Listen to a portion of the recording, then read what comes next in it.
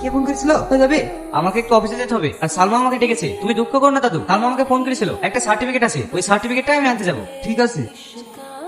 সালমা, তোমাকে বারবার ফোন করছি, ফোনটা রিসিভ করছো না কেন? দেখতেই তো পাচ্ছ চেক করছি না, তারপরে ফোনটা করছো কেন? তুমি এখানে কেন? আর তোমাকে এখানে আসতে কে বলেছে? গায়া ভূত একটা, এসব জায়গায় তোমাকে চলে? তুমি না আমাকে। ভালোবাসা একদিন ভালো করে কথা বলেছি নাকি অমনি ভেবে পড়ে গেছো? ভালো করে আয়নায় মুখটা দেখে নিও, আমার সাথে তোমার যায় না। দেখতে পাচ্ছ কিরকম হ্যান্ডসাম? এটাই আমার বয়ফ্রেন্ড।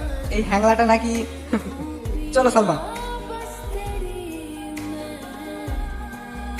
কি রে সাহেব, কখন আসলে? কি রে কাঁদছিস কেন? কি হয়েছে? দাদু, কি হয়েছে বল। আমি জানতাম না সালমা আমার সাথে এরকম ভাবে অভিনয় করবে। তুই জানতিস নি, কিন্তু আমি জানি শহরের মেয়েরা এরকমই হয়। শ্রাবণী কিন্তু এরকম নয় রে, ও খুব ভালো মেয়ে আর ও তোকে ভীষণ ভালোবাসে। তুমি যা ভালো বুঝো তাই করো, আমার কোনো আপত্তি নেই। আচ্ছা ঠিক আছে, আমি শ্রাবণীর মার সঙ্গে কথা বলে নিচ্ছি।